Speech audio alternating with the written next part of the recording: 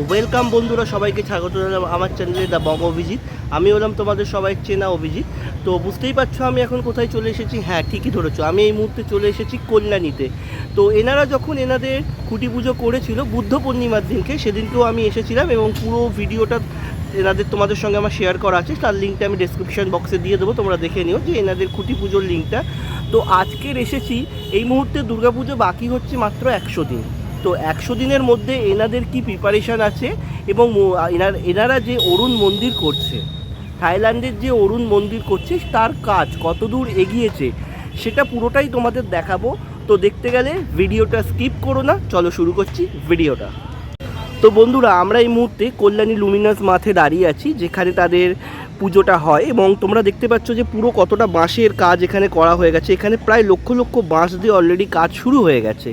তো এনাদের এবারে যেটা ধারণা সেটা হচ্ছে অরুণ মন্দির। সেই অরুণ মন্দিরদের উদ্দেশ্যে এনারা এবছরে এনাদের প্যান্ডেল অলরেডি স্টার্ট করে দিয়েছে। তোমরা দেখতে পাচ্ছ এখনও পর্যন্ত আমি যেটা দেখতে পাচ্ছি কত উঁচুতে দেখতে পাচ্ছ যে বাঁশ বাঁধার কাজ চলছে। দেখো এদিকে সবাই মিলে দেখো বাঁশ বাঁধছে অলরেডি। আর এই দিকটা হচ্ছে যে মেন মণ্ডপটা যেখানে মা থাকবেন, সেটাও তোমাদের ভেতরে একবার ঢুকে আমি দেখাবার চেষ্টা করব। আর এইদিকে দেখো, এদিকে এখনও যে ওপরটা, এদিকের ওপরটা একবার দেখো যতটা উঁচু হয়েছে। এদিকেরটা এখনও অতটা হয়নি, এখানে এখনও কাজ চলছে। এই যে এই সাইডটা এখনও কাজ চলছে। এটাও আশা করছি এরকম যে এইদিকে যেরকমভাবে বাঁশের স্ট্রাকচারটা বাঁধা হয়েছে, এদিকেও সেরকমভাবে বাঁধা হবে। আর গ্রাউন্ডে দেখতে পাচ্ছি যে অসংখ্য এদিকটা বাঁশ পড়ে আছে, তোমরা দেখতে পাচ্ছ। সে শুনছি আরও বাঁশ আসবে, কারণ এই যে অরুণ মন্দির তেনারা তৈরি করছেন, এটা তৈরি করছে এখানে লক্ষ লক্ষ বাঁশের প্রয়োজন হবে। এরপরে এখানে শুরু হবে মেন যে এনাদের কাজটা, ঝিনুকের কাজ। তো আমি চেষ্টা করব একবার ভেতর থেকে দেখাবার তোমাদের, যদি আমাকে অনুমতি দেয় তোমাদের অবশ্যই দেখাবার চেষ্টা করব। তোমাদের একবার ভালো করে মণ্ডপটা দেখিয়ে দিচ্ছি, দেখে নাও কিরমভাবে কাজ করা হচ্ছে এখানে।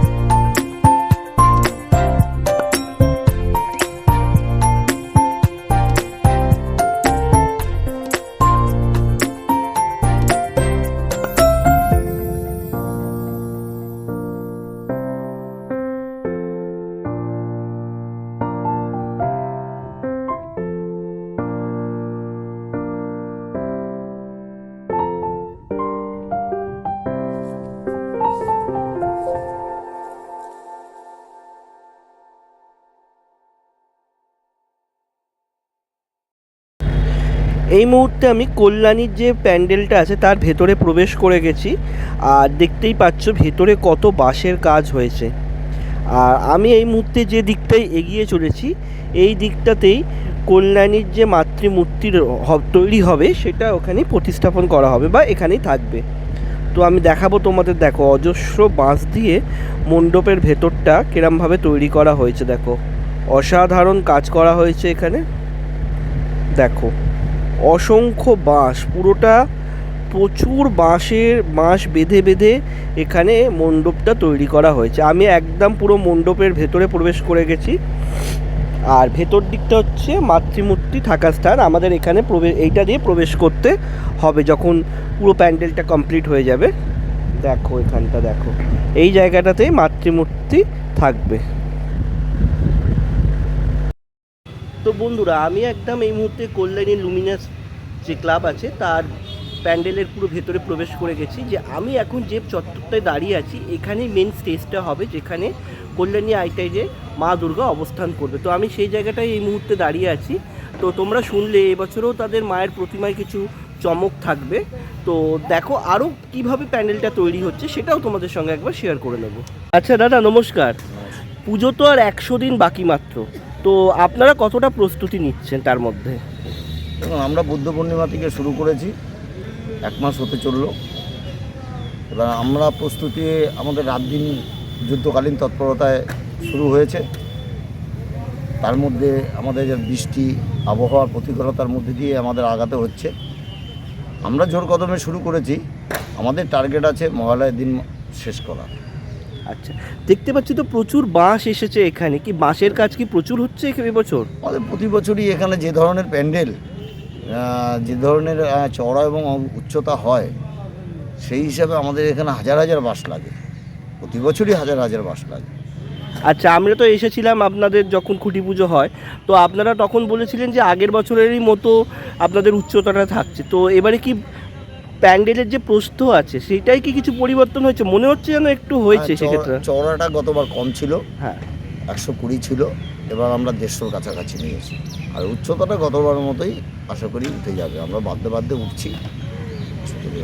আচ্ছা, এর পরে যে আপনাদের মেইন কাজ যেটা বলেছিলেন আপনারা, ঝিনুকের কাজ, সেটা তো শুরু হবে নাকি ওটা আপনাদের কাজ অলরেডি স্টার্ট হয়ে গেছে? না, আমাদের দেখুন 3টে সেকশন থাকে, একটা হচ্ছে বাঁশের কাঠামো, একটা কাঠের কাঠামো, একটা হচ্ছে ডিজাইনের কাজ যেটা ঝিনুকের কাজ। আমাদের 3টেই একসঙ্গে শুরু হয়েছে। বাটামের কাজটা আমাদের পেছনে শুরু হয়েছে, আর গোডাউনে শুরু হয়েছে আমাদের ঝিনুকের কাজ। মানে কাজ আপনাদের জোর কদমে চলছে, খুব তাড়াতাড়ি আপনাদের বাকি কাজগুলো স্টার্ট হয়ে যাবে। আচ্ছা, কল্যাণী আইটিআই মানেই তো একটা লাইটিংয়ের খেলা থাকে, তো আমরা কি সেটা বা আমাদের দর্শকেরা কি সেটা দেখতে পারবে? লাইটিং প্রতি বছরই মণ্ডপ অনুযায়ী হয়।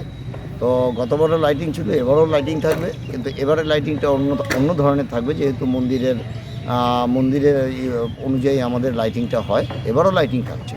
এছাড়াও আমাদের প্রতিমা, যেটা গতবার সেনকো জুয়েলার্স থেকে কেজি সোনার গহনা দিয়ে মাকে সাজানো ছিল, এবছরও একই রকম। মানে এবছরও আপনারা মাকে সাজাচ্ছেন?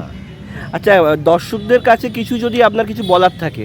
দর্শকদের বলবো, দর্শকদের আহ্বান করব, আমন্ত্রণ করছি, প্রতি বছর যেরকম এসে মণ্ডপ দর্শন করুন, প্রতিমা দর্শন করুন, এবং সেফলি প্রশাসন এবং লুমিনাস ক্লাব যেভাবে আপনাদের দেখার সুযোগ করে দেয়, এবছরও সেইভাবেই প্রস্তুতি নিয়েছে। আপনারা আসুন, নিশ্চিন্তে মা সব দর্শন করুন।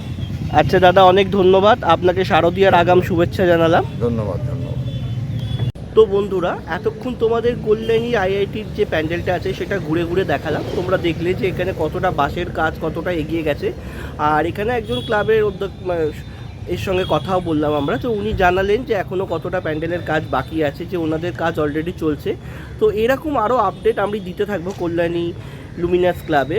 তো এখনও পুজো 100 দিন বাকি আছে, তো তার আগেও আরও কিছু আপডেট তোমাদের জন্য থাকবে। তো তোমরা অবশ্যই দেখো। যদি ভিডিওটা ভালো লাগে তাহলে একটা লাইক শেয়ার কমেন্ট করে দিও। খুব তাড়াতাড়ি তোমরা এরকম আরও ভিডিও পেয়ে যাবে। দেখতে থাকো দ্য বং অভিজিৎ।